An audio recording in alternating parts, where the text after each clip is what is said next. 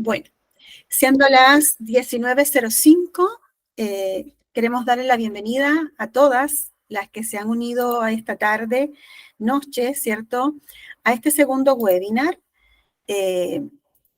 sobre prevención del cáncer de mama y del cáncer cervicuterino, organizado por la Fundación Arturo López Pérez, la FAL, con el apoyo del Centro de Formación Técnica CENCO y el auspicio del Gobierno Regional Metropolitano de Santiago. Importante destacar que la Fundación Arturo López Pérez es una institución sin fines de lucro que nace en 1954 para brindar acceso a un tratamiento integral de la mejor calidad a pacientes oncológicos, especialmente a los más desprotegidos, y promover la prevención, el diagnóstico precoz del cáncer y combatirlo por todos los medios. Actualmente la FAL es el Centro Integral de Diagnóstico, Tratamiento, Investigación y Docencia en Cáncer más grande de Chile, con tecnología de vanguardia. Con el programa Hace un tiempo, comienza por ti, se busca fomentar el conocimiento y la comprensión de la importancia del autocuidado a través de charlas como esta que estamos haciendo partícipes todas hoy, ¿cierto? Talleres presenciales y virtuales que se desarrollarán en las 52 comunas de región metropolitana. En el día de hoy nos estará acompañando el doctor Francisco Ramsey, a quien le damos una cordial bienvenida, matrón y médico cirujano egresado de la Universidad de Santiago de Chile, quien cuenta con más de 8 años de experiencia profesional entregando atenciones a la comunidad, tanto en la red pública como privada, y haciendo docencia en la Facultad de Medicina de la Universidad de Santiago de Chile. Muchas gracias, Francisco, por hacerte el tiempo de estar acá y acompañarnos en esta tarde-noche. Antes de iniciar el webinar, nos gustaría tener en cuenta algunas consideraciones para que lo puedan tener como referencia durante estos 60 minutos que vamos a estar reflexionando, escuchando a Francisco y al final conversando sobre esta temática que sin duda es del interés de todas las presentes. Ahí me dicen si pueden ver. Perfecto. Perfecto. Bueno, ya les decía, este webinar tiene una duración de 60 minutos para que nos planifiquemos, nos pongamos cómoda, podamos escuchar, ¿cierto?, tranquilamente y poder reflexionar y también participar de esta instancia de manera activa. Al final vamos a estar compartiendo una encuesta para que puedan registrar su asistencia y evaluar esta instancia. Es importante completar todos los datos, pues nos va a permitir poder hacer entrega del certificado de participación posteriormente. En el caso de que haya alguna persona conectada desde un teléfono celular, les queremos pedir que en el chat nos pueda dejar su nombre y su correo, y nosotros le hacemos llegar la encuesta directamente a su correo, ¿ya? También agradecer que puedan silenciar las llamadas de sus teléfonos y dispositivos, así como micrófonos de esta sesión, que de alguna manera nos va a permitir poder escuchar también a Francisco todo lo que nos tiene que contar en esta tarde sobre la temática a tratar. Bueno, para iniciar, me gustaría reflexionar en primera instancia y así, sin más preámbulo, darle la palabra a Francisco, que en la actualidad en Chile el cáncer es la primera causa de fallecimiento en las mujeres, que producto de la pandemia y el manejo de la emergencia sanitaria, muchas de nosotras, de todo el país, postergamos las consultas y diagnósticos y aplazamos la toma de exámenes de detección precoz, tanto de mama como de cáncer de mama como de cáncer cervicuterino, lo que ocasionó una baja en la detención de cánceres asintomáticos. ¿Y por qué hacemos esta observación? Porque ¿sabían ustedes que 9 de cada 10 mujeres pueden sobrevivir al cáncer de mama si lo detectan precozmente? ¿Qué es el cáncer de mama? ¿Por qué debo realizarme la mamografía? ¿Qué es el virus de papiloma humano? ¿Cuáles son los síntomas del cáncer cervicuterino? Bueno, sin más preámbulo, vamos a dejar con ustedes al doctor Francisco Ramsey, que nos va a estar respondiendo estas interrogantes y mucho más. Hola, muy buenas noches a todos, a todas. Muy bienvenidos a este webinar. Muchas gracias por su asistencia y, por supuesto, bueno, agradezco la invitación. Creo que tenemos un poquito de ruido ahí ambiental. Me llega como un retorno. Ahí parece que pasó. Ahí sí. Y bueno, agradecer esta instancia, nuevamente agradecer esta invitación y esta gran iniciativa que ha impulsado la Fundación Arturo López Pérez, en la que obviamente esperamos poder acercar esta información a las pacientes, ya a los familiares, a personas que en el fondo hayan vivido de cerca una situación como esta y a personas que incluso no habiéndolo vivido de forma tan cercana, obviamente necesitan estar informados y informadas sobre esta temática que es muy relevante para nuestro país y a nivel mundial. Así que vamos ahí a compartir la presentación para que podamos partir con este webinar del día de hoy y poder ir contestando dudas e interrogantes. Fuimos definiendo con el equipo en el día de hoy que vamos a ir segmentando y dosificando más la información para irlos dejando invitados, ¿no es cierto?, a las próximas sesiones que vayamos a tener todos los meses. Recuerden de que todos los meses vamos a tener una sesión de webinar como este, en la que les vamos a estar haciendo acompañamiento y reforzando ideas, reforzando todos los contenidos teóricos de forma muy sencilla y muy simple. Y también aquellas preguntas que por tiempo no alcancemos a responder, las iremos respondiendo y las iremos considerando en los webinars que vienen. Así que para que nos acompañen en los próximos meses y para que también nos ayuden a difundir y a motivar a más personas a que se sumen a estas instancias informativas que son súper importantes. ¿Ya? Entonces, la primera pregunta que nosotros queremos plantear es cuál ha sido la experiencia que han tenido ustedes frente a estas dos temáticas importantes que son el cáncer de mama y el cáncer cervicuterino. ¿Conoce a alguien algo de estas enfermedades? ¿Lo ha tenido, lo ha vivido de cerca o tiene alguna noción con respecto a esto? Y para eso les queremos pedir que participen, que nos manden sus reacciones, ya pueden dejar algún comentario, por ejemplo, para que nos vayan acompañando en forma participativa de la sesión de hoy día. Ahí tenemos dos manitos levantadas.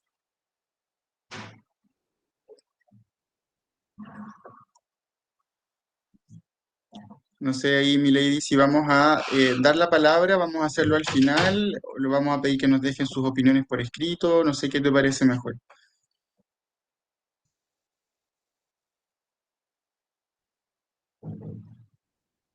Por favor, si hay manitos levantadas, yo creo que sería bueno escucharlas, si no, igual nos pueden estar dejando sus reflexiones y consultas en el chat. Perfecto, aquí tenemos tres manitos levantadas, Sandra, Yasna y una persona más que no alcanzo a ver el nombre, así que no sé si quieren darnos su opinión respecto a esta pregunta. Sí, bueno, yo tengo una tía abuela que sufrió cáncer de mama.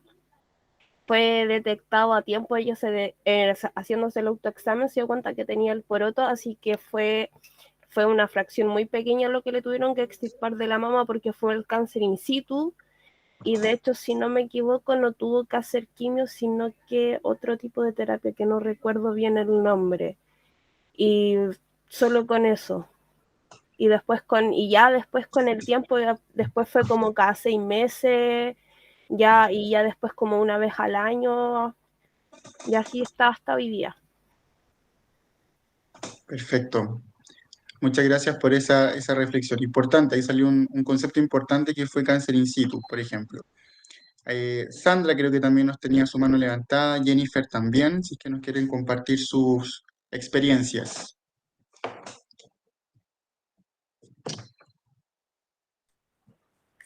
Buenas tardes, yo quería hacer una consulta. Yo me hice los exámenes preventivos en noviembre del año pasado, pero todavía no se lo he presentado al doctor. ¿Todavía seguirán vigentes? Es una buena pregunta, ya todavía tus exámenes están vigentes para que los puedas presentar con tu médico de cabecera, no hay ningún problema con respecto a eso. Y sería importante en esa instancia, ¿no es cierto?, que si frente a una sospecha clínica, ¿no es cierto?, el médico te examina en el box y determina que hay, ¿no es cierto?, en su examen algo de sospecha en el que decida o complementar su examen mamográfico de tamizaje, por ejemplo, con una ecotomografía mamaria, o si el examen físico y la imagen son compatibles en el resultado, y con eso definir, digamos, que su próximo control, si está todo bien, sea dentro del próximo año, o sea, estaríamos hablando dentro del mes de noviembre de este año, ¿ya? Así que Ya. ningún problema de presentar su examen con el médico y con eso queda al día con el control. Vendría siendo como el control del año pasado, porque sería noviembre, y con eso se define si el control va a ser en noviembre de este año o va a tener que ser después o antes. Ya. Muchas gracias. De nada. Bueno, Eso. buenas noches, doctor Francisco. Nadia, ¿cómo está? Buenas noches. Muy bien, gracias a usted. Muy Mire, bien. Cuénteme. le comento. Yo siempre he sufrido dolor de mamas. De hecho, me mandaron a hacer mamografía y me encontraron las mamas densas. Ujú. Yo tengo antecedentes familiares de cáncer de mama. De hecho, hace como 2 semanas más o menos, fui a la matrona y me mandó a hacer una ecotomografía mamaria y una mamografía, porque constantemente me dan como clavada en los senos y me duelen. Pero no sé si será debido a las mamas densas, como el diagnóstico de antes, que me había hecho una mamografía. Una súper buena pregunta y se le agradezco la confianza de compartirla con todos nosotros acá en el webinar. Es una muy buena pregunta. La densidad de las mamas un poquito influye, ¿no es cierto?, en que cuando una mama es más densa en general genera más peso y por lo tanto en el sostén de todas las estructuras que mantienen, ¿no es cierto?, la mama, va a generar que haya periodos que puedan tener más dolor, más sensibilidad mamaria, ya sea por el uso de un sostén, a veces el sostén no es el adecuado, el contacto con la ropa. En mujeres que están con sus periodos menstruales activos en su etapa fértil, van a sufrir esta mastalgia que se llama, que es un dolor, ¿no es cierto?, cíclico que viene, digamos, con el ciclo menstrual, y por lo tanto es habitual que haya dolor mamario, digamos, en una mama más densa. Ahora, como muy bien lo está haciendo su matrona, hay cosas importantes. Cuando tengo antecedentes, ya lo vamos a ver en la presentación, cuando tengo antecedentes de primera línea, quiere decir que sea mamá o hermana principalmente, que es lo que más afecta, ¿no es cierto?, que hayan tenido un cáncer de mama activo, o que alguna de ellas, por ejemplo, esté en este momento en un tratamiento por un cáncer de mama, o que haya fallecido por un cáncer de mama, ese antecedente impacta en la persona que viene, digamos, en la generación siguiente, que vendría siendo usted. Por lo tanto, tener un familiar de primera línea con este antecedente va a hacer que mi control, e incluso mi control preventivo, tenga que ser un poco más anticipado. Y si además tengo una paciente con una mama densa, uno generalmente pide un complemento con la ecotomografía mamaria. ¿Por qué complemento? Ya lo vamos a ver en la presentación, que desde los 40 años en adelante es de rigor y todos los consensos tienen el acuerdo, ¿no es cierto?, de que se debe hacer este control preventivo con mamografía como primera herramienta, ¿ya? Ahora, desde los 40 años en adelante, si me es sugerente por examen físico o me es sugerente por el resultado de la mamografía complementarlo con una eco mamaria, ahí recién pido la eco porque la condición de la mama lo está, digamos, pidiendo, como el caso de las mamas densas, ¿no es cierto? O por justamente este antecedente, pero sobre todo es por la densidad mamaria lo que me obliga a pedir la eco como complemento. Por eso le pidieron los dos exámenes y con eso mantener su control preventivo, digamos, al día. Ok, muchas gracias por su información. De Gracias. nada, muchas gracias por su experiencia. Vamos a dar comienzo entonces al webinar, vamos a seguir respondiendo las preguntas que queden pendientes y traten de dejarlas anotadas y traten de dejarlas ahí guardadas en el tintero para que las podamos retomar cuando estemos ya al final de la presentación, ¿ya? Entonces, para introducir en el tema, ¿no es cierto?, vamos a partir por una pregunta muy general, que es ¿qué es el cáncer de mama? O ¿de qué estamos hablando cuando hablamos del cáncer de mama? ¿No es cierto? Y acá, digamos, como patología, como entidad, consiste en un crecimiento descontrolado de las células de la glándula mamaria. Ahí ustedes se pueden ver, ¿no es cierto?, en la imagen, que hay un corte, ¿no es cierto?, en forma lateral, digamos, de la mama, ¿ya? Y en este corte de la mama se puede ver que hay tejido graso, que es el color amarillo. Este tejido graso tiene o está en contacto con unos conductos. Esos conductos llegan hacia la zona del pezón, confluyen en la zona del pezón. Estoy sintiendo un poquito de interferencia, no sé si me escuchan bien. Parece que hay un micrófono abierto. 190, 1021. A pedirle a nuestra ahí, amiga que está ahí si puede silenciar el micrófono. Ada Carrasco, por favor. Ahí no. Ahí.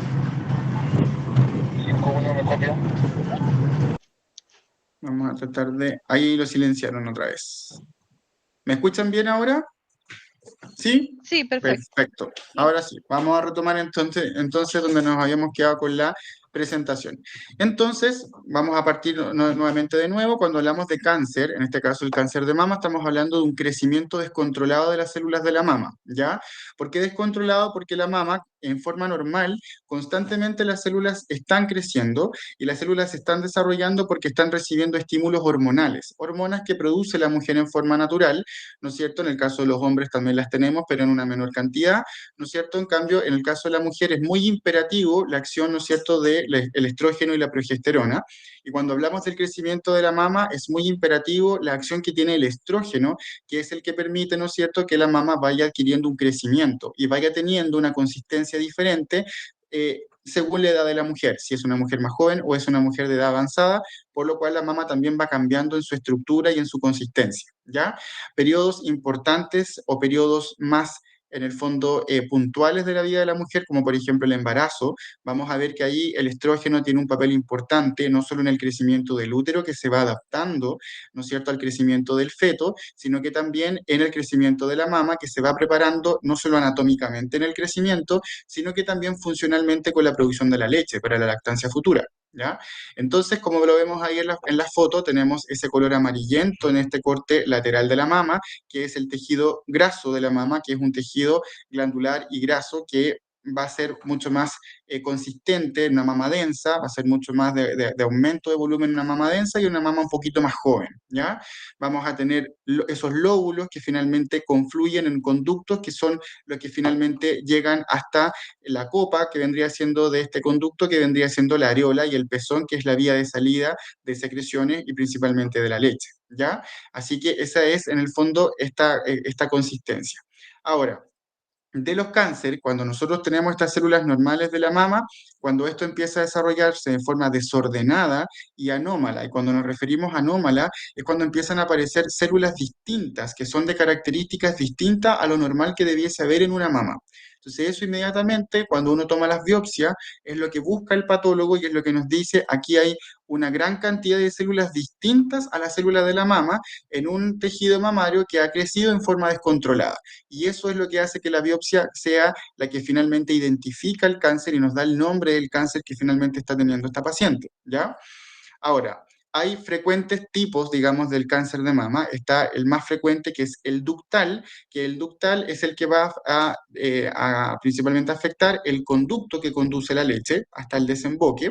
Y está, ¿no es cierto?, el que se llama lobulillar, que es el que se origina a nivel de los lobulillos, ya que son estos conductos, esto que ustedes ven ahí que dice lóbulo, bueno, ese lobulillo que está ahí, que es el que conduce la manguerita y que lleva hasta el conducto final, ¿no es cierto? Y es el que finalmente produce la leche materna, por eso tiene forma de saco, ¿ya? Por lo tanto, o me afecta el conducto o me afecta el lóbulo, que es donde yo tengo, digamos, dispuesto para la producción de la leche en caso que venga, ¿no es cierto?, finalmente el embarazo y con eso hay una mayor producción, hay una mayor síntesis, ¿ya?, de leche. Y ahí vemos un dibujito al lado entre lo que es un conducto normal, que debiese ser como una especie de cañería normal, ¿ya?, que en el fondo no tenga ningún tipo de cambio, y lo que va a ser un carcinoma ductal invasivo que dice ahí, que en el fondo es el crecimiento de una célula que en el fondo va a afectar el conducto, lo puede oprimir, lo puede obstruir, ¿no es cierto? Y el tipo de células que van a estar participando ahí van a ser células que van a tener características distintas a lo que uno esperaría de una célula normal, de una mama. ¿Ya? Entonces, si seguimos avanzando con la siguiente diapositiva, ya vamos a ver acá un video.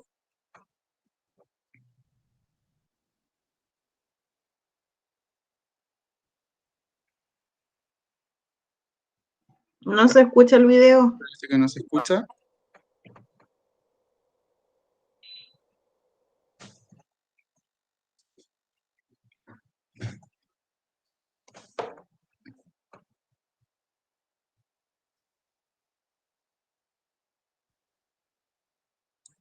Ahí teníamos, Lamentablemente no se escucha nada.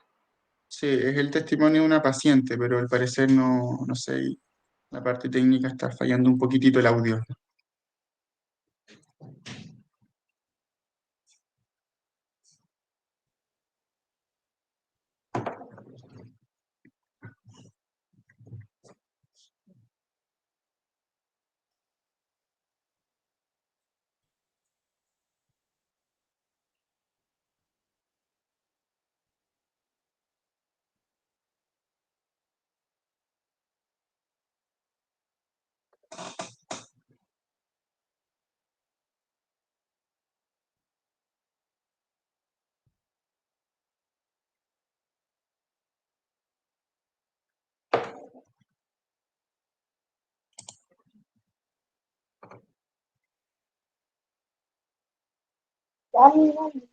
Tal vez ver la presentación desde la parte directa y no desde la presentación misma, tal vez eso hace que el audio no funcione.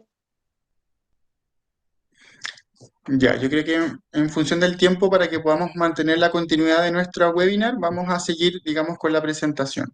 Entonces, eso es ya a grandes rasgos lo que hablábamos recién, ya las zonas del tejido mamario que más pueden verse afectadas en una mujer y que por lo tanto en un hombre también. Ojo que el cáncer de mama también puede afectar a los hombres, solo que cuando colocamos el número de casos en una balanza, entre los casos que ocurren en hombres y en mujeres, obviamente es muchísimo mayor los casos en prevalencia y en frecuencia que hay de afectación a la mujer, ¿ya?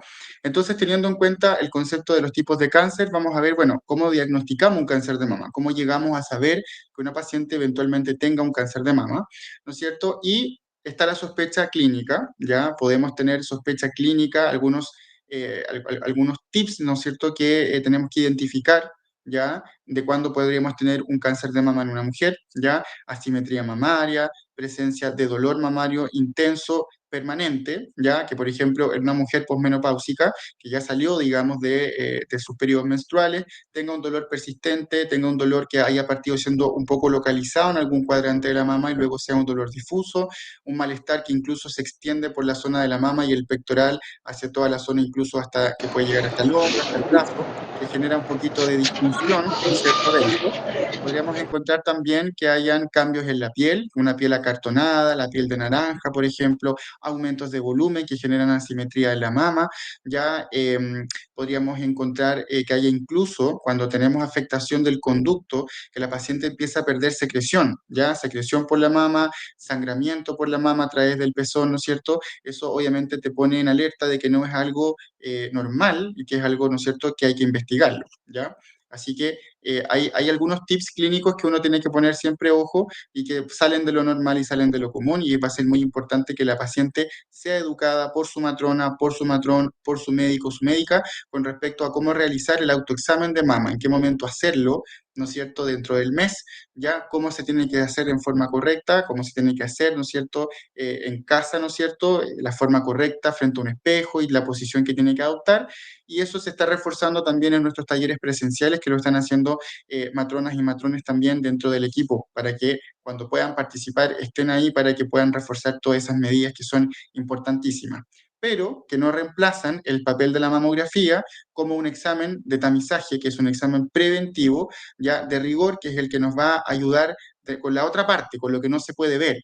Porque puede ser que una mujer perfectamente esté desarrollando un cáncer de mama o esté con una celularidad o con una lesión precancerosa en curso que no va a generar síntomas y que por lo tanto la mujer no se va a dar cuenta. Lo que decía recién Nadia, que nos estaba preguntando por el tema de las mamas densas, una mama densa efectivamente puede esconder una lesión que esté muy profunda. ¿Por qué? Porque en el fondo una mama densa, como va a estar aumentada, ¿no es cierto?, en volumen y aumentada de tamaño, no va a lograr permitir que la paciente, al palparse, ¿no es cierto?, en su autoexamen de mama, pueda incluso localizar, ¿no es cierto?, este tumor, este poroto o este aumento de volumen que eventualmente haya que hacerle el seguimiento y hay que estudiarlo, ¿ya? Por eso es que independiente que yo no tenga ningún síntoma, independiente que yo no encuentre nada en mi autoexamen de mama, o que incluso el clínico que me está examinando, matrona o médico, no encuentre nada en un examen físico de mamas, independiente de eso, desde los 40 años como edad de corte en adelante, la mamografía se tiene que hacer como un examen preventivo, como un examen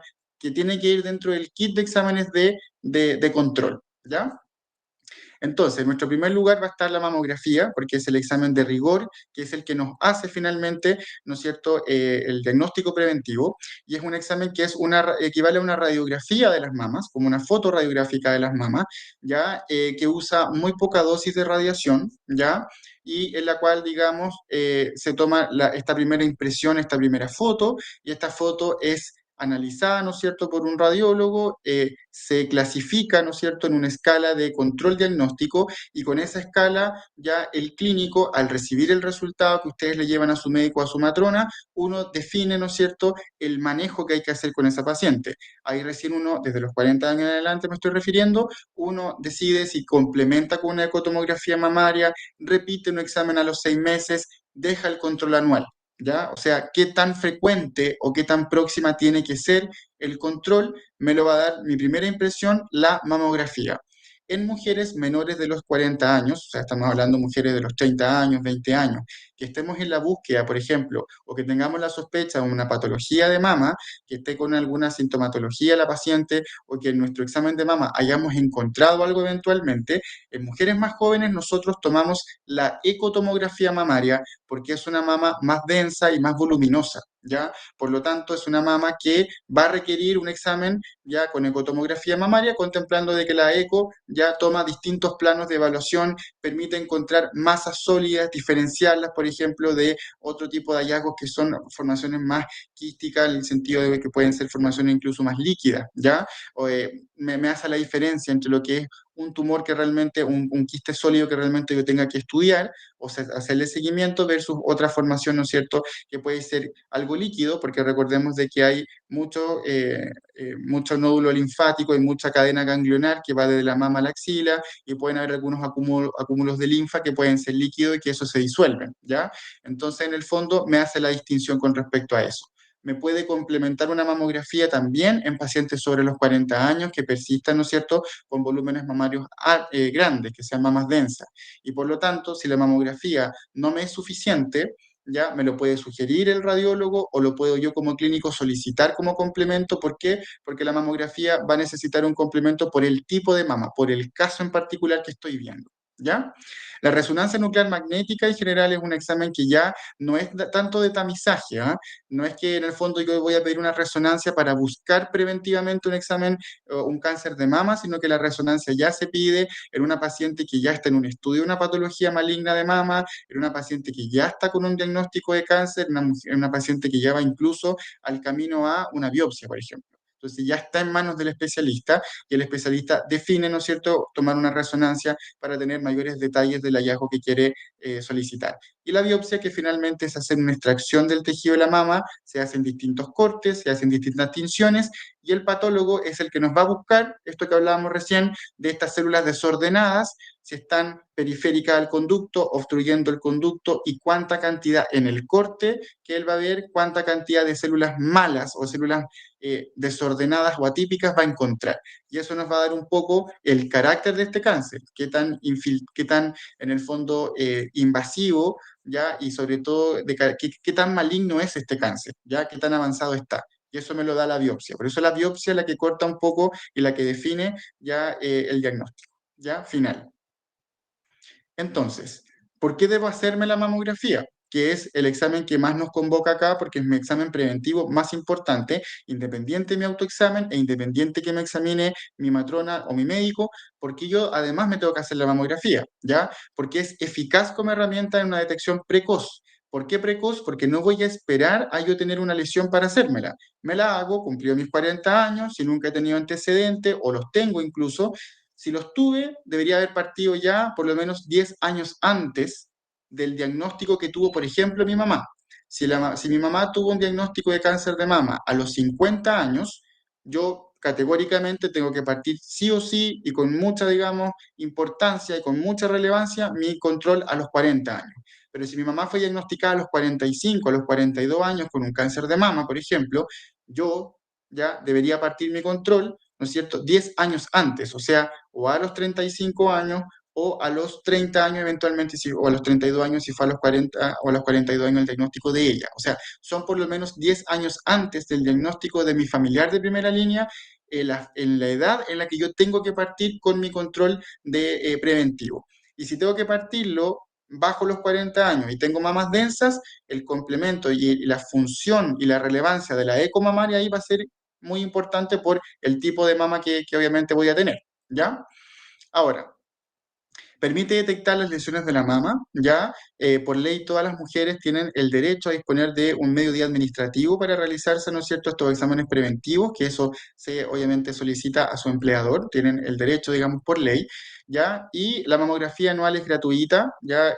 Según los convenios que tenga cada uno de los consultorios. La mamografía se pide desde el consultorio, principalmente si vamos al nivel primario, los protagonistas como profesionales, me refiero, que llevan los programas de cáncer de mama y los tamizajes son las matronas y los matrones. Ellos son el profesional, ¿no es cierto?, que en los consultorios ve todo lo que es salud sexual y reproductiva, control ginecológico, y eso incluye el examen y la prevención del cáncer de mama, ¿ya? En la salud privada puede serlo también las matronas o matrones, por supuesto, o su ginecóloga, su ginecólogo o los médicos generales, ¿ya? Todos tenemos claridad de este concepto, ¿ya? Y por ejemplo, la paciente que a lo mejor tiene poco tiempo por su trabajo, tiene poco tiempo, digamos, por sus hijos, el cuidado de sus padres, si tiene padres, por ejemplo, con cuidado de estar, por ejemplo, alguno en estado de postración, la paciente puede ir al control de su médico general con sus exámenes preventivos, por ejemplo, y aprovecha y le lleva la mamografía, o el médico, ¿no es cierto?, le solicita la mamografía y en su control preventivo también tiene el derecho a que se le haga su cohorte, digamos, de la parte ginecológica, por supuesto, ¿ya? Así que eso. Y esta mamografía va entre los 50 y los 69 años, ¿ya? Que es lo que está como establecido como en el fondo como beneficio de gratuidad. Pero para que no nos perdamos la información, la mamografía hoy en día se hace desde los 40 años, según el GES de cáncer de mama, según lo que establecemos también con la Fundación Arturo López Pérez. O sea, la edad, independiente de este beneficio que sale ahí, la edad para partir esto es desde los 40 años. La solicitud de este examen se hace de rigor a toda mujer desde los 40 años y si hay antecedentes de primera línea, se anticipa el control, que es lo que yo les decía antes, ¿ya? O si, por ejemplo, usted tuvo un antecedente personal de cáncer de mama, si usted lo tuvo, con mayor razón, el riesgo puede ser hasta 3 veces más. Por lo tanto, ahí uno obviamente va a tener un enfoque preventivo mucho más estricto, ¿ya? Y va a tener cada médico con el caso que tengamos en particular va a definir si anticipar y en cuánto tiempo anticipar el control con la paciente. Ahí es muy importante el contacto médico-paciente para llevar ese control. ¿Cómo se realiza la mamografía en este examen? La paciente principalmente se dispone frente, ¿no es cierto?, a esta máquina, ¿ya? Donde la mama queda sobre una placa inferior, ¿ya? Encima de la mama va a quedar otra placa superior, por lo tanto la mama queda sometida a dos placas, una por debajo y otra por encima, que generan que son generalmente de plástico el material, ¿no es cierto? Y necesitan generar una compresión, porque al generar la compresión, los rayos pueden penetrar, ¿no es cierto?, en el tejido y nos pueden dar la mejor calidad posible de la fotografía que necesitamos tomar, ¿ya? Ahora, el miedo es que, pucha, dicen que la mamografía da un dolor tremendo, o he escuchado también pacientes que dicen, doctor, yo no tengo miedo a tomármela, porque he sabido que como es tan doloroso el examen, incluso hacérselo genera cáncer de mama. Son mitos, ¿ya? Son informaciones erróneas, ¿ya? Ahora, el dolor es un umbral muy subjetivo de una persona a otra, ¿ya? Todos somos más tolerantes a un dolor o a una molestia versus la otra, pero la compresión de la mama nunca va a generar un dolor que pueda generar o nunca va a generar, ¿no es cierto?, un maleficio en una paciente que la paciente diga, no me tomo este examen nunca más porque de verdad que lo pasé muy mal, ¿ya? Obviamente que hay pacientes que si tienen una mama más densa, la compresión a lo mejor le va a molestar un poco más, le va a ser un poco más incómoda, ¿no es cierto? ¿Ya? Y eso es lógico que entre una paciente y la otra eso exista como testimonio, ¿ya? Pero no es motivo para no hacérsela, ¿ya? Siempre el beneficio de estar preventivamente informado de mi salud va a superar por lejos el que yo a lo mejor o le tenga miedo a una aguja o no quiera ir a este examen, el Papa Nicolau, que es súper incómodo, yo sepa, una mujer se siente súper vulnerable en una camilla que es incómoda, con una persona externa, ¿no es cierto? Pero siempre pensar en el beneficio a largo plazo, ¿ya?, que tiene el que yo esté siempre enterado precozmente de mi diagnóstico y poder tomar las medidas en caso de encontrar algo a tiempo. O sea, aquí no podemos llegar tarde, ese es el concepto, ¿ya? Entonces, un poco sobre los factores de riesgo del cáncer de mama, ¿ya? ¿Cuáles son las cosas que se han como indagado que han estado más relacionadas con la aparición de cáncer de mama?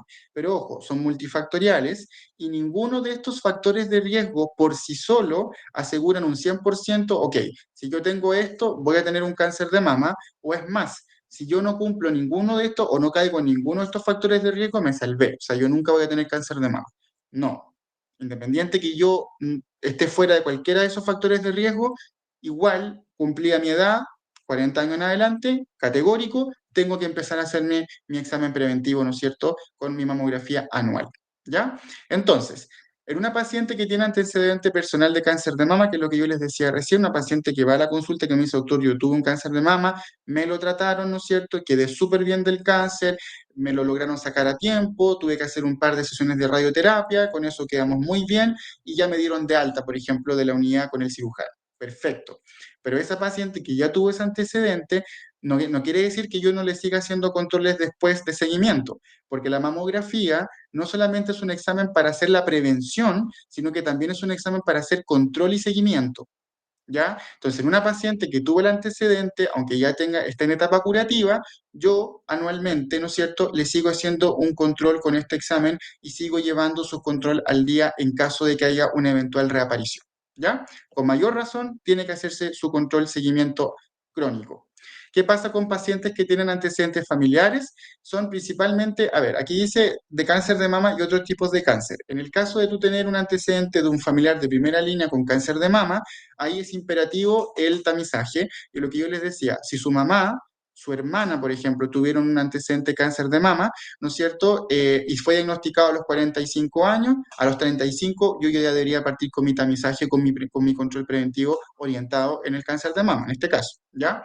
Ahora, otros cánceres ya obviamente está siempre el postulado, falta todavía alguna información y evidencia, pero obviamente la evidencia dice que en mujeres que tuvieron cánceres de otros tipos o que eventualmente fueron sometidas a terapias que bajaron las defensas, como una radioterapia, una inmunoterapia o algo por el estilo, ya hay que ser súper, ¿no es cierto?, rigurosos en hacer un buen control del cáncer de mama, porque eventualmente el tú haber tenido un cáncer como antecedente te puede predisponer quizá a desarrollar otro cáncer en otro territorio, no necesariamente relacionado con este si es que no está metastizado, sino que en el fondo puede haber otro territorio que bajo el prisma de haber tenido un cáncer puede haberse afectado. Entonces, ya que la mama tiene un programa súper sólido de control preventivo, no se me puede escapar mi control anual de las mamas si yo tuve un cáncer, aunque haya sido en otro órgano, en otra parte, ¿ya?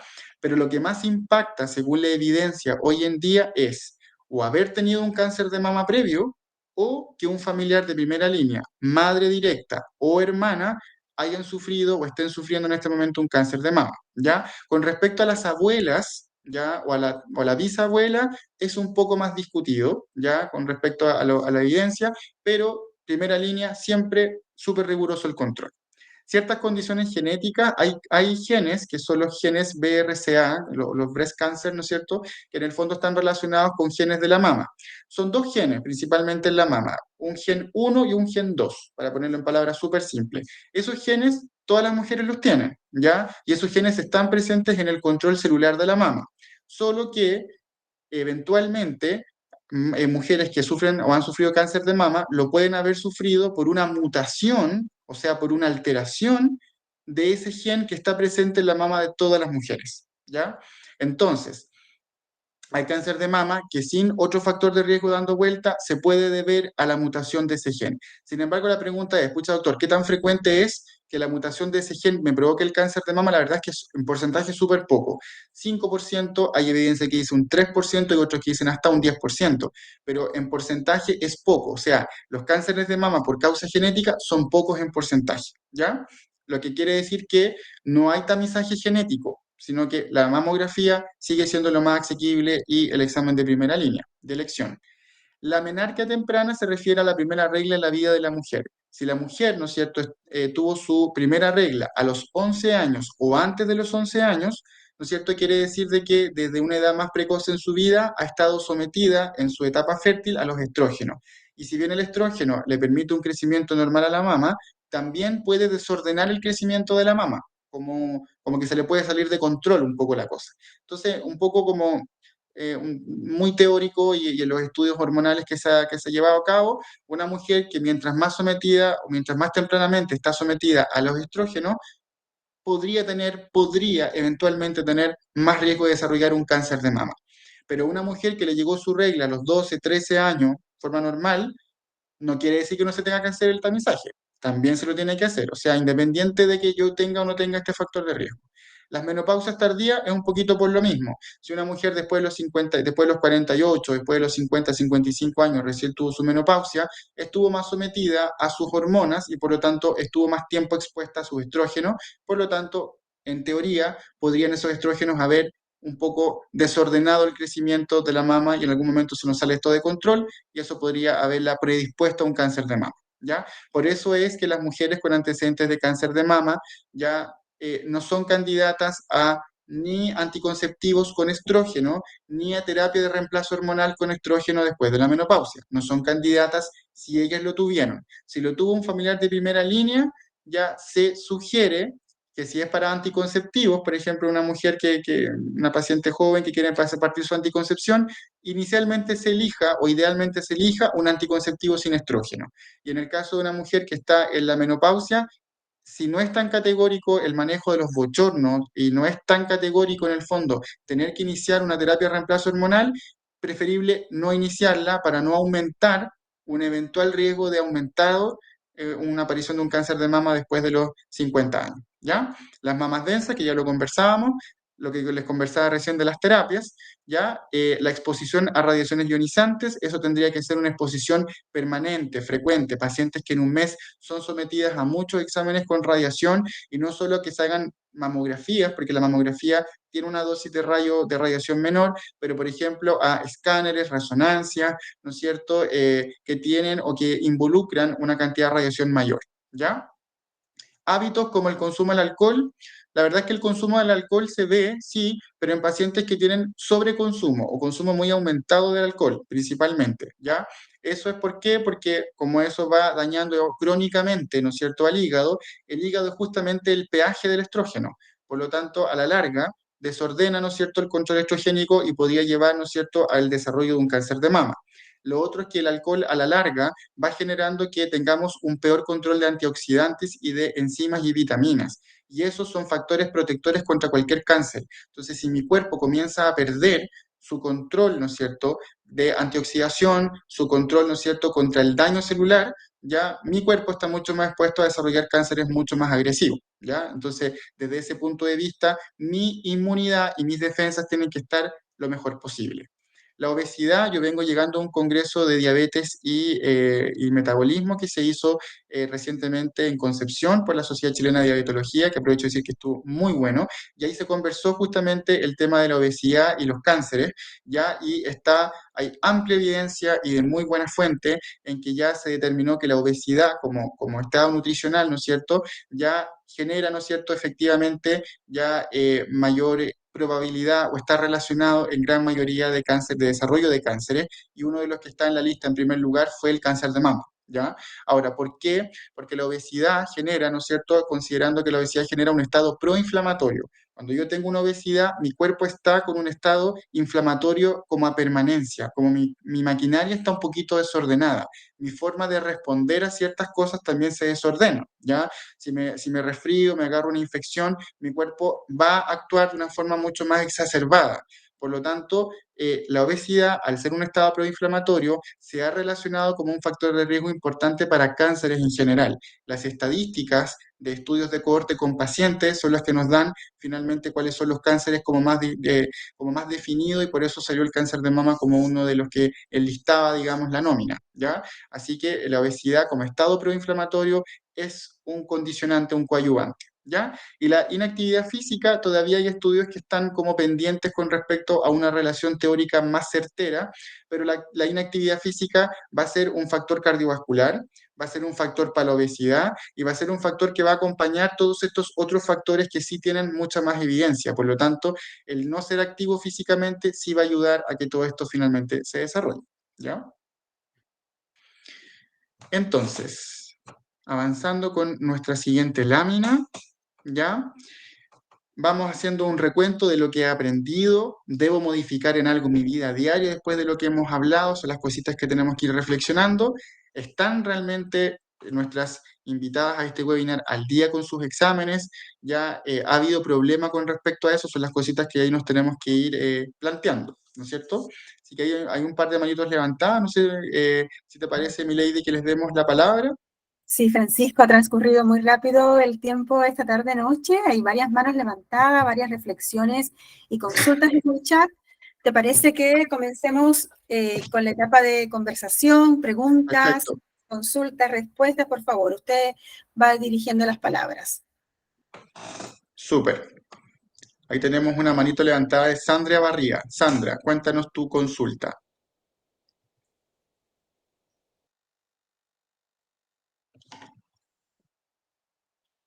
¿Está Sandra por ahí? Si no, le damos la palabra a Valeria Orellana, que también tenía su mano levantada, quería hacernos una consulta.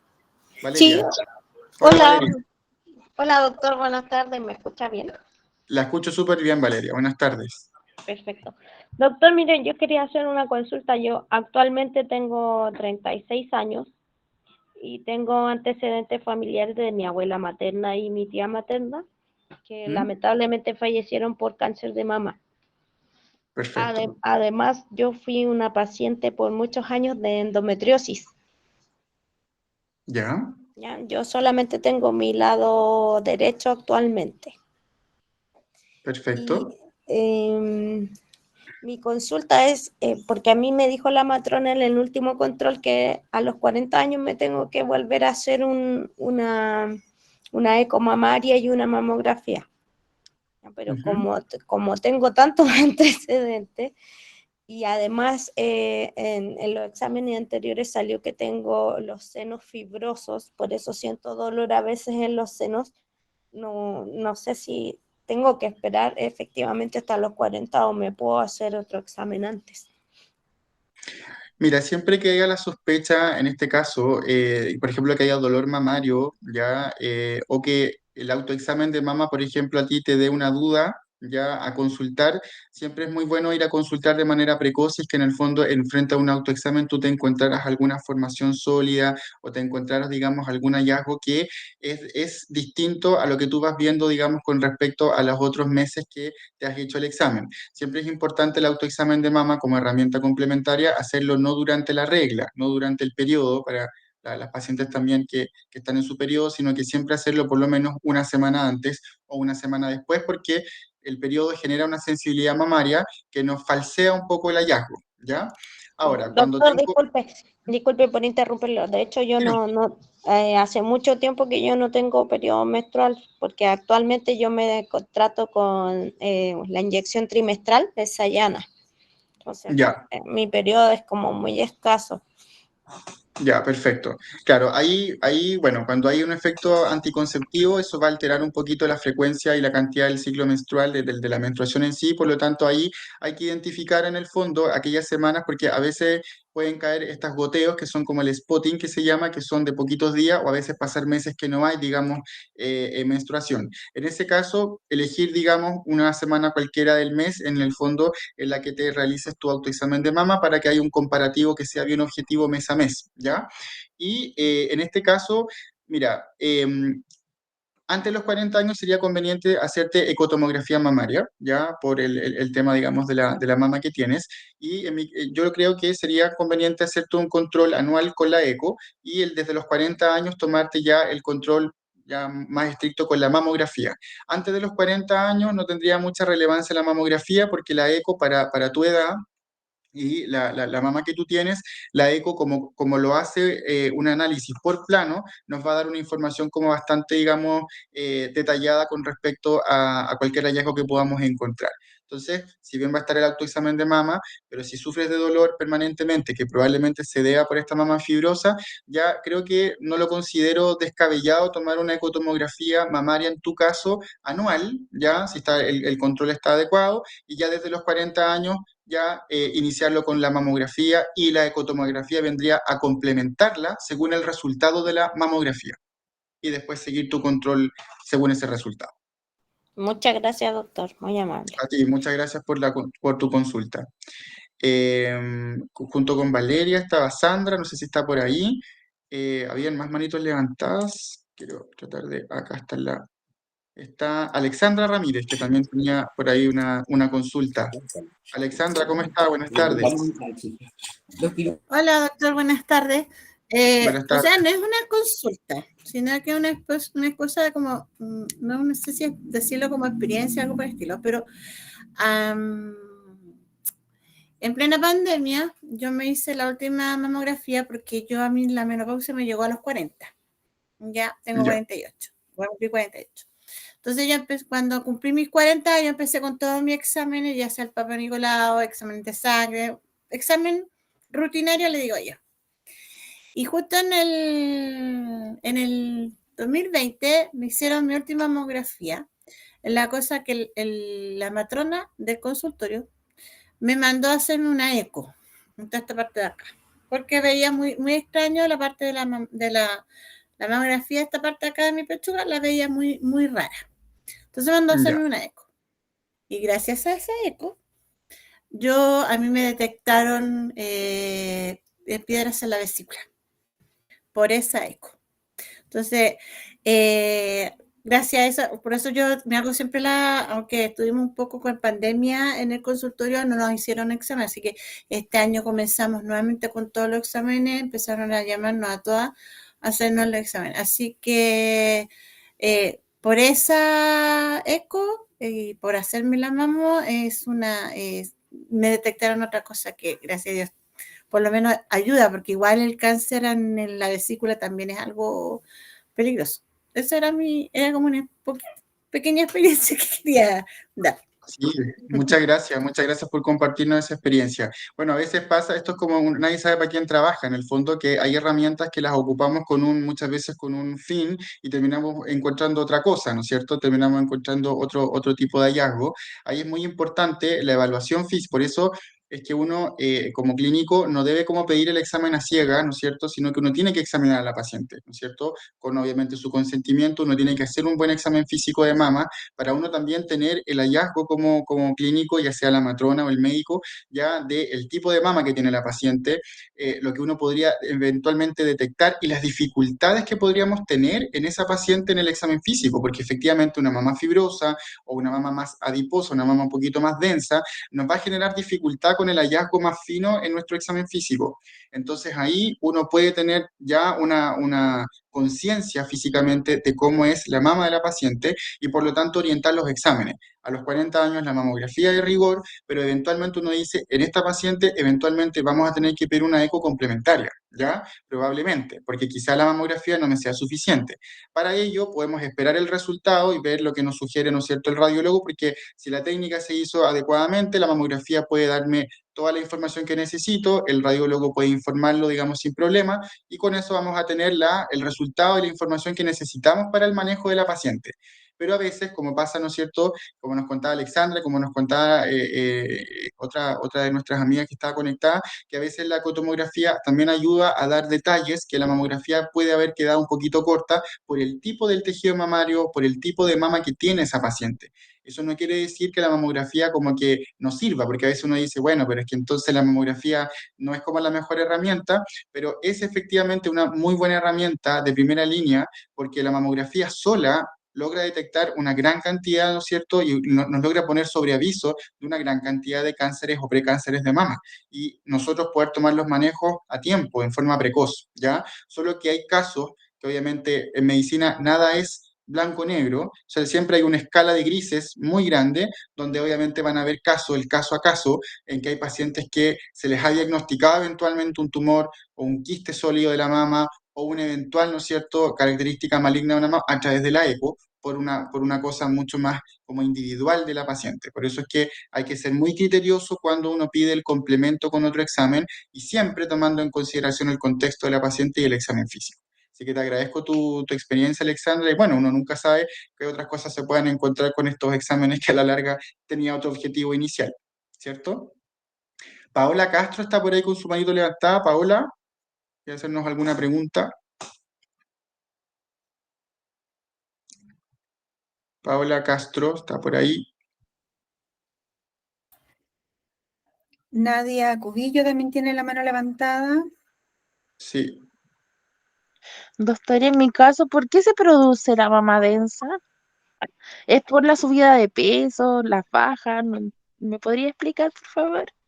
Sí, bueno, las mamas densas pueden tener hartas explicaciones, puede ser por justamente fenómenos principalmente de tipo hormonales. A veces cuando hay, obviamente, malnutrición por exceso, cuando hay en el fondo sobrepeso o hay obesidad, ¿no es cierto? Recordemos que igual las hormonas sexuales de la mujer, estrógeno y progesterona, son hormonas que también provienen no solamente de un eje cerebral, sino que son hormonas que también se producen a raíz del colesterol. Entonces, en el fondo, el tener un aumento, ¿no es cierto?, de lípidos, el tener un aumento de tejido graso, ya sacamos como más combustible para formar más hormonas que son de tipo sexuales, y esas hormonas sexuales también nos van ayudando al desarrollo, digamos, de la mama. Por lo tanto, la mama, ¿no es cierto?, tiene receptores que están mucho más abiertos a recibir la acción de los estrógenos, a recibir la acción de las hormonas, y eso hace que en algunas pacientes obviamente haya un mayor desarrollo y un mayor volumen mamario, ¿no es cierto?, consistente muchas veces también a un estado nutricional, consistente también a una acción hormonal, que la acción hormonal no la puede controlar la paciente. ¿Ya? En el fondo, que haya un mayor desarrollo, que su tejido mamario esté más despierto a la acción hormonal y con eso desarrolle y en el fondo aumente un poquito más de tamaño de la mama, ¿ya? Así que, y se ve mucho entre paciente y paciente, se ve que hay temas constitucionales en la que, por ejemplo, una mamá y su hija son de constitución muy parecida y por lo tanto el tema de sus mamas también cae dentro de esa constitución y se parece, o sea, es muy similar, ¿ya? Que muchas veces, ¿no es cierto?, hay un patrón como un poquito repetitivo del punto de vista fenotípico, del punto de vista físico, ¿ya? Pero tampoco es tan categórico. O sea, una mamá podría tener, por ejemplo, una densidad mamaria superior que su hija, perfectamente, o la hija tener a su edad joven, ¿no es cierto?, unas mamas más densas que, por ejemplo, la mamá, ¿ya? Entonces, efectivamente, ya son acciones hormonales, son cambios constitucionales y nutricionales que pueden estar en virtud relacionados con que una mama sea más o menos densa. Rosa Ramírez tenía su manito levantada también. Disculpe, profesor Paola, lo que pasa es que no podía activar mi micrófono, por eso me demoré un poquito. Si le podía pedir Paola. permiso a Rosa. Activé la cámara, pero no me veo. Doctor, quería hacer una consulta. Yo hace un par de años tuve cáncer al colon transverso, tuve quimioterapia y todo lo demás. En el escáner con contraste que me hicieron aparecía, bueno, un tumor, digamos, en el pulmón derecho, unos miomas en el útero y todo lo demás. Yo tengo 51 años, ¿ya?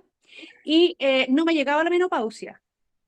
Tengo todavía un periodo, pero cada vez es más doloroso, no durante el periodo, sino que como 3 días antes o una semana antes son dolores, pero espantosos, a la altura de la pelvis o del bajo vientre, muy, muy fuerte.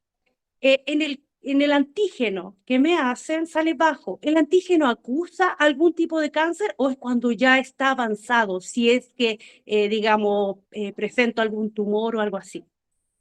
¿Qué antígeno es el que te están evaluando? Cáncer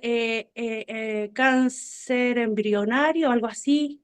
Ya, sí, el antígeno carcinoembrionario, a veces ¿Sí? toman también el CA-125, claro. Esos son algunos marcadores tumorales, Paula, que en general son un poquito, por ejemplo, el CA-125 es más como del peritoneo, que eso es más de abdomen, ya, el otro que nombrábamos recién, el carcinoembrionario, no son, por ejemplo, para cáncer de mama específico, son marcadores un poco inespecíficos, que se le Ya, hacen seguimiento, ¿no es cierto?, frente a una paciente, en tu contexto, por ejemplo, una paciente que ya tuvo un cáncer. Entonces, en el fondo, los marcadores se pueden solicitar como seguimiento cuando en tu contexto estuvieron elevados, por lo tanto, se le hace un poquito para el seguimiento, ¿ya?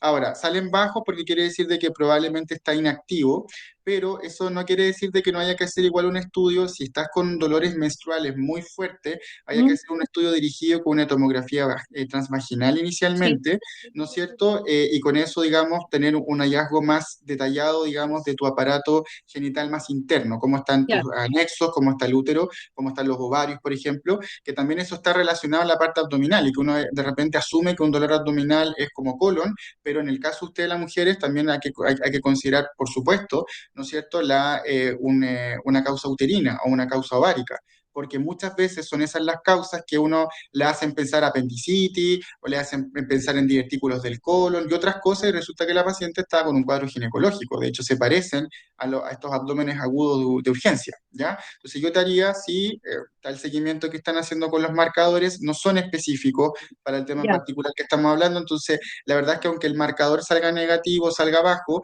ya sí te haría el estudio dirigido a la parte uterina con una eco transvaginal, y si tu tamizaje, tu control preventivo de la mama, por supuesto que sí. Ya, Ya, porque eso tiene que ser estricto, sí. el dolor que se siente, digamos, no es como de colon, sino que es como un tirón que me deja inmovilizada, pero antes era como yo estornudo y me da ese tirón. Ahora ni siquiera Claro, estornudo y me mantengo el tirón como por media hora, una hora. Entonces eso claro, me preocupa, voy a tener que ya. y es como un poquito, y es pélvico, probablemente duele la pelvis, duele la cadera, probablemente, la zona lumbar incluso. Las Sí, mujeres tienden a tener sus dolores ginecológicos, tienden, ¿no es cierto?, a ser muy acentuadas en la parte púbica, pélvica, y muchas veces irradiarse hacia la espalda, ¿ya? Es muy clásico. Las ya. pielonefritis, que son muy frecuentes en la mujer, también parten en la espalda y se nos viene hacia la pelvis, la pobre paciente llega con un dolor púbico súper intenso, aparte de la fiebre y todo, y ni siquiera habiendo tenido malestares urinarios, pero a veces el dolor pélvico que constituye toda su cintura es lo que generalmente nos pone la alerta, como para hacer el estudio. ¿Mm? Ya, doctor, muchas gracias. A ti por la confianza, muchas gracias. Doctor Francisco, ¿le parece que vayamos leyendo algunas consultas y algunas reflexiones que hay en el chat del webinar, y de ahí seguimos dando después la palabra a las personas que tienen levantada? Aquí Juliet nos cuenta que yo en mi infancia, mi mamá tuvo problemas con los ovarios, fue operada, y yo hace poco tuve que realizarme exámenes por posibles quistes. Así que por esas razones me motivé a participar de esta instancia. Gracias, Juliet, por estar acá. Muchas gracias. Súper. Muy importante, tiene antecedentes, ¿cierto? Y es importante estar informada y conocer. Y Beth nos cuenta que mi madre putativa tuvo cáncer de mama en las dos, y ella está bien ahora, después de los procedimientos y tratamientos. Nos alegra mucho, Ivette, que así sea. Cecilia nos dice: si mi madre tuvo cáncer cervicuterino, que se convirtió en metástasis y falleció en el 2019, quizás ahí se quedó, no sé si Cecilia está por acá todavía, pero quizás ahí le faltó como la pregunta, tenía como quizás dudas si a ella era un A lo factor mejor de a ella le riesgo. podría pasar, claro, a ella le podría pasar nada. Es una pregunta recurrente y súper válida, súper importante. Bueno, como les adelantábamos, nosotros vamos a dosificar la información. Probablemente en nuestro próximo webinar nos vamos a concentrar más en el cáncer cervicuterino, que fue el que por tiempo no lo pudimos abordar hoy, pero las dejamos invitadas, y que ustedes hagan la invitación a todas sus amigas, a todas sus parientes y todo, para que también se sumen a estos webinars, porque la idea es que a fin de año, porque esto va a ser todo el año, ya estén todas súper informadas y súper al día con respecto a estos dos temas. Así que desde ya las aprovechamos de invitar y les agradecemos el que estén participando, porque son ustedes las pacientes los que a nosotros nos dan las ganas de seguir haciendo esto. Si en el fondo lo que queremos ese es nuestro impacto en la salud de ustedes. Así que una pregunta súper importante, lo vamos a hablar en detalle la próxima semana, pero como para ir adelantando, el cáncer cervicuterino, uno de los principales protagonistas que genera y el que origina, el que empieza a desarrollarse este cáncer, es un virus. Es un cáncer generado por un virus. Este virus es el virus del papiloma humano, que a lo mejor muchos de ustedes lo habrán escuchado, y uno siempre habla como virus del papiloma humano y pareciera ser que es uno solo, es como uno, como el diablo, así como uno solo. Pero resulta que hay más de 200 tipos de virus del papiloma humano. ¿Ya? Hay muchos tipos, mucha cantidad en familia de estos tipos de cáncer. Ahora, ¿cómo es que lo contraemos? ¿Cómo es que aparece en el cuerpo de una persona este cáncer? Principalmente tiene que ver con el contacto directo entre dos personas o más, pero por lo menos entre dos personas inicialmente. Y ese contacto directo involucra principalmente el contacto sexual, porque es un contacto directo y un poco más permanente en el tiempo. ¿Ya? Ahora, la actividad sexual per se es un factor de riesgo para que contraigamos el virus o alguno de estos más de 200 tipos del virus del papiloma humano, ¿ya? a veces la orientación más antigua era de que mientras yo más parejas sexuales tuviera, ¿no es cierto? Ya lo que podía caer en la clasificación de promiscuidad, dependiendo cuántas parejas y en cuánto tiempo, pero mientras yo más recambio, más cantidad de parejas sexuales yo tuviera, más posibilidades yo tenía, obviamente, de contraer algún virus de cáncer o algún virus que me genere verrugas, porque es este virus del papiloma, en más de estos 200 tipos, hay unos que generan verrugas, hay otros que generan cánceres, ¿ya? Que son los de alto riesgo que decimos. Hay otros que son los de bajo riesgo, que el bajo riesgo lo consideramos para el cáncer, pero el de bajo riesgo genera las verrugas, ¿ya? Que obviamente estéticamente la mujer o el hombre o la persona, digamos, que se los va mirando, ya va a consultar porque obviamente se da cuenta que no es algo muy agradable, ¿no es cierto?, de ver y que obviamente le altera su vida íntima y su vida propia. Entonces, ¿qué pasa? Que los que cuando uno hace mucho cambio de pareja sexual, o cuando uno inició incluso con una pareja única, uno no queda libre de tener la chance o la posibilidad de contraer algún virus del papiloma, y alguno de esos que uno pueda contraer, obviamente sin saberlo, puede tener un alto riesgo oncogénico, un alto riesgo de cáncer. Ahora, aunque yo tenga una pareja única, esa pareja antes de estar conmigo, a lo mejor en su vida, ¿no es cierto?, antes de mi persona, tuvo otras parejas sexuales, tuvo otra actividad sexual, al igual que yo, obviamente puede haber tenido otra pareja sexual antes. Por lo tanto, esas parejas sexuales que existieron antes en mi vida, sin saberlo tampoco, podían haber sido portadores de algún virus del papiloma que haya sido en este caso de alto riesgo. Y por lo tanto, yo ser portador absolutamente desconocido de que yo tengo un virus del papiloma de alto riesgo y a mi pareja actual, ¿no es cierto?, con la que a lo mejor llevo, o con el que a lo mejor llevo, no sé, años viviendo, años de convivencia, de relación, puedo, ¿no es cierto?, haberle contagiado a través de la actividad sexual ese virus de papiloma, ¿no es cierto? Y por lo tanto esa persona tener el riesgo de desarrollar algún cáncer, ¿ya? Por lo tanto, primer prejuicio que hay que dejar fuera, una persona con un cáncer cervicuterino no es igual, no es idem a promiscuidad. No, ese prejuicio hay que dejarlo absolutamente fuera, ¿ya? Puede haber sido una pura pareja en la vida y tuvo la mala suerte que su pareja era portador de un cáncer de alto riesgo y por lo tanto la paciente desgraciadamente desarrolló, ¿no es cierto?, este cáncer. Y este virus se va al cuello del útero y en el cuello del útero es su blanco, como cuando uno tira el tiro al blanco, ahí es donde llega el virus y ahí el virus comienza a generar, ¿no es cierto?, y empieza a desarrollar este cáncer, ¿no es cierto?, este problema, ¿ya? Si el cuello del útero lo identificamos así, ¿no es cierto?, que es como redondito, ¿cierto?, tiene como un hoyito en el medio que es para entrar, ¿no es cierto?, que es el conducto de entrada que nos conecta hacia adentro con toda la cavidad uterina, ¿ya? Y el cuello es así, cada vez que hacemos el PAP y lo identificamos, el virus llega a un punto y de ese punto comienza a tomar y a afectar cada vez más el espesor del cuello. Por lo tanto, cuando hablamos del precáncer cervicuterino, podemos hablarlo de leve o moderado o severo, y eso tiene que ver con cuánto espesor del cuello se va afectando por este virus, ¿ya? En eso va que sea leve, moderado o severo. Cuando ya llegamos a severo es cuando prácticamente todo el espesor del cuello, gran parte, o por lo menos más del 80% del tejido del cuello está afectado, ¿no es cierto? Y cuando es in situ, quiere decir de que el cáncer no ha sobrepasado la barrera del cuello, no se ha ido a otro territorio, ni se ha ido, digamos, diseminando a más zonas, sino que está ahí. Por eso es in situ, o por eso está como cercado en el cuello. Cuando ya es invasor, es cuando ya se nos ha ido, ¿no es cierto?, ha sobrepasado las barreras del cuello y se puede estar yendo hacia otros territorios, ¿ya? Entonces, en el fondo, es donde puede verse la afectación que le pasó quizá a la mamá de nuestra paciente que no está, de nuestra amiga que nos está consultando, que quizás su mamá, cuando se le detectó, porque estamos hablando que estamos en el siglo XXI, año 2023, nuestras abuelas, nuestras mamás vivieron obviamente otro tiempo en el que esta campaña preventiva no era tan fuerte, en el que ellas desconocían absolutamente, en el que el machismo también de nuestra sociedad no dejaba a la mujer acceder a mucha información y a entender estos procesos. Por lo tanto, la mujer muchas veces no sabía esto que estaba pasando, ella no sabía a lo mejor que tenía que controlarse preventivamente, nadie se lo decía. Afortunadamente estamos cambiando el switch, estamos dándole a la mujer el mismo lugar que tiene que siempre haber tenido desde el inicio de los tiempos respecto a los hombres, y por lo tanto la mujer hoy en día es súper empoderada de su salud y sabe lo que tiene que hacer y es mucho más adherente que los hombres, eso es claro y categórico, o sea, la mujer adhiere mucho mejor a los programas, ¿ya? Sí. pero eso lo Francisco, bueno, ya vemos que Francisco tiene una vocación de docente y qué bueno que nos haya también introducido en el otro tema que tiene que ver con el cáncer cervicuterino, que vamos a estar profundizando en el próximo webinar del mes de mayo. ¿Y qué les quiero invitar? Yo sé que hay muchas consultas, muchas dudas sobre la temática, ¿cierto?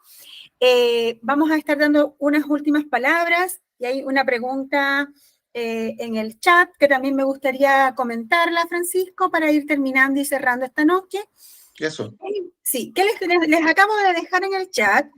Las redes sociales de este programa. Hazteuntiempo.cl. Esa es la página web. Ahí está la calendarización de todos los webinars, los talleres virtuales y presenciales que estamos realizando en las diferentes comunas. Había una consulta, creo que de Jennifer, que nos preguntaba si era posible hacer estos talleres en alguna comunidad. Jennifer, también nos puedes escribir, acá en el chat lo dejé, a hasteuntiempo@cftcenco.com, que nos podemos comunicar, las podemos orientar, dónde vamos a estar lo más cercano posible a su comuna. Tenemos talleres virtuales, talleres que se tratan las temáticas por separado, un taller para cáncer de mama y otro taller para cáncer cervicuterino. Los webinars, que tienen un espacio más abierto de exposición del doctor Francisco, donde al final pueden hacer estas consultas.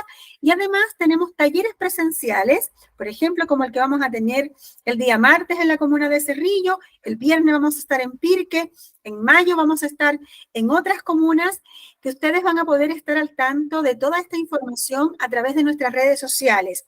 No dejen de seguirnos en Facebook. En Facebook ustedes buscan Hazte un Tiempo, nos siguen y van a estar informándose en relación a este programa, que de verdad es un programa súper ambicioso. Esperamos y queremos y vamos a llegar a las 52 comunas de región metropolitana con todas estas acciones educativas, que es uno de los pilares del programa, porque además con la FAL estamos llegando también con exámenes, mamografías a través de agencias móviles que se están realizando a través de los CEFAM de cada comuna, en coordinación con los CEFAM, a través de las listas y las mujeres inscritas, se hace los operativos de salud en las comunas. Pero lo importante es que puedan seguirnos en nuestras redes sociales, que nos puedan escribir. Si ustedes pertenecen a una comuna y les gustaría participar del taller presencial o son líderes de opinión de alguna comuna porque pertenecen a alguna asociación, alguna agrupación o pertenecen a una comunidad, como nos preguntaba Jennifer, en alguna comunidad X, escríbanos, porque nosotros les vamos a estar invitando, les vamos a estar orientando y diciéndole dónde vamos a estar próximamente. Este es un programa que comenzó en marzo y termina en el mes de diciembre, así que vamos a tener muchas instancias, y como este webinar vamos a estar todos los meses, generalmente el último jueves de cada mes. En los meses de octubre y noviembre vamos a tener 2 webinars por mes. Claro, por mes. Aquí es importante que nos puedan seguir en las redes sociales, dejarlas al tiro invitadas al próximo webinar, que es el jueves 25 de mayo, que puedan invitar a sus amigas. Yo creo que lo importante y lo que nosotros esperamos de esta instancia es que no nos quedemos solamente con la información, ¿cierto? Que salgamos, porque estoy segura que tenemos una amiga o un familiar, ¿cierto? Que le cuesta un poquito más ir al médico, ¿cierto? O que tiene dudas, que tiene alguna consulta sobre la temática, invitémoslas. Esta es una instancia de conocimiento, una instancia de aprendizaje que busca la Fundación Arturo López Pérez y también, por supuesto, con el Gobierno Regional de Santiago, poder llegar a todas las mujeres de región metropolitana con una información clara y accesible para que podamos tomar una conducta preventiva de autocuidado en nuestras vidas. ¿Cierto? ¿Les parece que cerremos con 2 consultas? Hay 2 manitos levantadas. Está Mónica, sí, y parece que Sandra se le quedó la mano levantada, por lo tanto voy a escoger Verónica. Verónica. Sí. Ya. Hola, doctor, buenas tardes. Mire, hola, Verónica. A los 27 años empecé con mucho malestar a mi pecho derecho y me detectaron inflamación de las glándulas mamarias y seguí eventualmente con dolores. A los 40 años tuve menopausia, me hicieron una eco en donde me detectaron múltiples quistes sebáceos. Ahora volví a ir a la matrona porque sigo con ese dolor. Y me encontraron ahí algo más grandecito de lo normal. Tengo que ir a hacerme la eco, o sea, la mamografía. La mamografía, claro. Mi consulta es la inflamación de glándulas mamarias. Siempre la he tenido y mi hijo menor ya tiene 20 años. ¿Eso es normal? Algunas mujeres pueden experimentar como esta inflamación de la glándula, que no necesariamente eso va a tener un significado patológico, sino que como le estábamos explicando, claro, efectivamente, la mama es un tejido que recibe esta acción de la hormona, de la hormona de los estrógenos. Entonces, como el tejido de la mama se va desarrollando con la acción de las hormonas, las glándulas también con ello aumentan el tamaño y se hacen como un poquito más funcionalmente más capaces, ¿ya? Entonces eso hace que hay una inflamación, ¿no es cierto?, de las glándulas que en el fondo es una respuesta, ¿no es cierto?, a esta acción hormonal a la que es sometida el tejido mamario, ¿ya? Ahora, justamente eso puede hacer que por el mismo tejido subcutáneo que hay, que es el tejido graso que hay entre la piel, ¿no es cierto?, también se hayan generado estos quistes sebáceos, ¿no es cierto?, que nos describías tú, que en el fondo eso es un hallazgo más superficial, ¿ya? Y lo que están encontrando ahora, digamos, en el tejido mamario, que es algo que hay que estudiarlo, ¿no es cierto?, que podría haber sido detectado en el examen físico y que ya le vamos a hacer un seguimiento a eso porque se nos sale un poquitito del tema del aumento el aumento del tamaño de la glándula mamaria. Ahí se nos sale un poquito, sino que este hallazgo que probablemente te van a estudiar es porque ya sale un poquito de esta probable, en el fondo, característica de tu mama de que siempre ha estado, digamos, inflamadito un poco la glándula, que insisto, es por acción de la hormona, pero cuando ya encontramos un quiste, una tumoración, algo que queremos hacerle seguimiento, ya ahí nuestro enfoque va dirigido probablemente a otra cosa, un enfoque preventivo, por supuesto. No tiene nada que ver con el hipotiroidismo, porque yo nací con bocio y de a poquito salí del bocio, pero estoy con un hipotiroidismo de nacimiento. Ah, ya, bueno, los hipotiroidismos congénitos como causal, uno siempre los estudia cuando hay cosas hormonales, cuando hay temas hormonales de por medio, de que podrían haber algunas relaciones de por medio, pero como también podemos tener un hipotiroidismo o podemos tener un paciente con bocio, ¿no es cierto? O un hipertiroidismo con bocio en que el paciente también no tenga nada en sus mamas. A veces sí encontramos relaciones y encontramos relaciones porque son hormonas que tienen un origen esteroidal, o sea, un origen que viene desde lo que es tejido, desde el colesterol, desde el tejido graso. Tanto el caso de la hormona de la tiroides como el caso, por ejemplo, de las hormonas sexuales. Se parecen en origen, desde dónde vienen, como el tipo de hormona que son. Y a veces por eso pasa que tenemos algunos hallazgos en que a veces tenemos alteraciones en la parte ovárica, tenemos alteraciones, por ejemplo, en el... ¿cómo se llama?, en el hipotiroidismo, en la tiroides, o pacientes que tienen hipotiroidismo por causa autoinmune y también tienen otras enfermedades autoinmunes desarrolladas por un contexto, que se repiten y se desarrollan más de una cosa porque hay orígenes en común. Pero en este caso no necesariamente influye el antecedente de la tiroides, hay que hacer el seguimiento con la mamografía, por supuesto, y que la mamografía nos defina, si nos da la información consistente para tomar el manejo, lo tomamos, y si no, lo complementamos con la eco mamaria si necesitamos tomar más características de ese hallazgo. Muchas gracias, doctor. A usted por su consulta. Francisco, ¿te parece que respondamos la última consulta? Mónica, con tu... Sí. No sé si se le quedó la manito levantada. No, estoy atenta, Está estoy con mi operativa. hija. Sí, gracias, muchas gracias por esta charla, me encantó. Estoy con mi hija viéndola acá y quisimos participar de una consulta. Perfecto. Doctor, yo hace un año más o menos me hice mamografía, una eco mamaria y todo estaba como ok, pero tenía un dolor en la mama derecha y mi ginecóloga me recetó vitamina E. Entonces me quedé como con duda, ¿para qué me receta vitamina E para evitar el dolor de mi mama derecha? Ha tenido buenos resultados lo de la vitamina E, se ha descubierto de que en el fondo ha tenido una buena acción antioxidante, ha tenido una buena acción también en el dolor mamario de muchas pacientes, ya como un coadyuvante incluso, como complementario, ¿ya? No reemplaza el que haya que seguir haciendo, ¿no es cierto?, los testeos ya anuales en este caso, no reemplaza el que haya que seguir haciendo, ¿no es cierto?, nuestro seguimiento, ¿ya?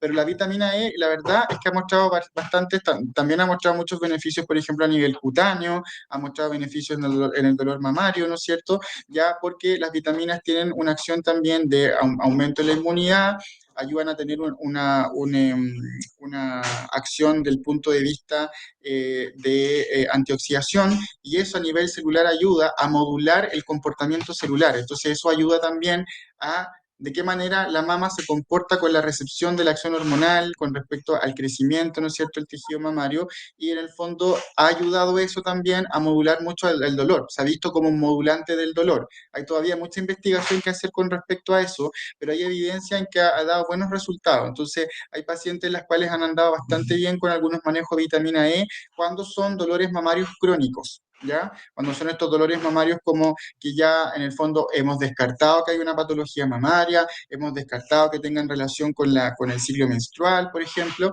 sino que es un dolor como un poco permanente. Hay que ver cosas súper simples como el tipo de sostén, el tipo de ropa, por ejemplo, que se ocupa. Mucha paciente decide mejor no usar sostén cuando está en su periodo porque el dolor mamario cíclico que tiene es muy insoportable, ¿no es cierto? Ya incluso manejo local con algunas con un poco de calor local, que en algunos casos ayuda a que, porque recordemos de que por encima de, digamos, el tejido mamario hay músculo, el músculo pectoral, que es el que siempre se ve en la mamografía como una visión oblicua, el músculo pectoral que está por aquí encima, ¿no es cierto? Y la parte que está, ¿no es cierto?, debajo de la mama, que se contrae ese tejido y por lo tanto responde junto con el dolor mamario. Entonces es una contractura como bien, bien incómoda, y la vitamina D, fíjate que un tema bien interesante, ha mostrado como buenos resultados y en general anda bien, que no reemplaza el que tengan que seguir haciendo su control, ¿no es cierto?, preventivo, ya, pero coadyuvante han andado, en evidencia, han andado bastante bien. Entonces puede ir bastante bien en el manejo del dolor mamario. Ha ayudado Muchas gracias, también, doctor. de nada, ha ayudado también a no usar tanto analgésico, porque obviamente la mujer necesita salir, o cualquier persona con un dolor, salir como luego el tema, funcionar, por supuesto, y eso hace que uno de repente se vuelva un poco dependiente a los analgésicos, mucho uso de ibuprofeno, ketoprofeno, paracetamol, y a veces más dosis de la que uno debiera. Como uno tiene fácil acceso a eso, estos coadyuvantes, ¿no es cierto?, enzimáticos, vitaminosos, ayudan también a un poco alejarse de esta conducta de que uno tiene a consumir tanto analgésicos. Así que muchas gracias por la pregunta, interesante ese tema. Muchas Muchas gracias gracias. a ustedes. Sí, muchas gracias, Mónica. Muchas gracias a todas. Muchas gracias, Francisco, al doctor. En nombre de la FAL, de verdad queremos agradecerte, Francisco, a ti por toda tu disposición a presentarle la temática, ¿cierto? Y la disposición a responder las dudas de las participantes. Nos quedamos en el chat con varias consultas y dudas que vamos a estar respondiendo en próximos webinars, en próximos talleres, así que las invitamos, las dejamos a todas invitadas a estar muy atentas de nuestras redes sociales, de nuestra página web, hastauntiempo.cl, para que conozca la programación de talleres virtuales y presenciales, así como de los próximos webinars que tenemos planificados. ¿Ya? Esperamos que esta instancia efectivamente haya contribuido a tener un mayor conocimiento y sensibilización sobre la necesidad de prevenir y detectar de forma temprana este cáncer, ¿cierto? Volvemos a reiterar, ahí Francisco se va a despedir al final, volvemos a reiterar que nos encantaría que pudieran responder la encuesta que dejamos en el chat. Esto nos va a permitir, además de conocer qué aprendieron de este chat, cuán importante les resultó la temática tratada y cómo se trató. Además, nos va a permitir poder hacerles llegar muy prontamente el certificado de participación a este webinar. De verdad, les reitero las gracias a cada una de ustedes. Había un señor también conectado, así que no podemos dejarlo fuera. Gustavo, muchas gracias. Muchas gracias. Sí, muchas gracias por estar acá presente en esta tarde-noche. Ya son las 8:30, a las 20:30. Francisco, te dejo ahí para despedirnos. Muchas gracias. Sí, les agradezco mucho su asistencia a todas y a todos, a Gustavo también que está presente en nuestro listado. Invitarlos desde ya al próximo mes que vamos a hacer, ¿no es cierto?, nuestro próximo webinar, y que va a estar más centrado también en el cáncer cervicuterino. Las esperamos a todas. Y les reiteramos que nos ayuden a difundir en sus redes sociales, porque las redes sociales hoy en día son lo que nos ayudan mucho a difundir la información, estas actividades. Ya, claro, quedan un montón de consultas que nos quedan por responder, así que vamos a tratar de tomarlas, de no olvidarlas para seguirlas respondiendo. Si no las respondimos hoy día, las vamos a responder el próximo mes. La idea es que no se quede ninguna duda fuera. Ya estamos intentando incluso que la parte de la presentación no sea tan extensa para que este plazo de dudas sea más extenso y ustedes sientan toda esta libertad de poder participar y hacernos sus consultas. A mí me gusta mucho la docencia, la verdad es que le hago clases a obstetricia y a medicina en la Universidad de Santiago, que fue mi escuela, digamos, mi casa que me formó, y la verdad es que la USACH tiene este enfoque social, tiene este enfoque que me ayudó a descubrir de la importancia que tiene el poder educar a nuestros pacientes, el poder educar a las personas que pueden vivir esto en su vida propia, en su vida personal. Como ustedes saben, a veces la consulta no tenemos tiempo, los 15 minutos se nos van volando, desgraciadamente no nos da el tiempo en el día a día, tanto en el sector público como privado, de poder dar esta educación a nuestros pacientes. Nos quedamos a veces al debe, nos debimos haber explicado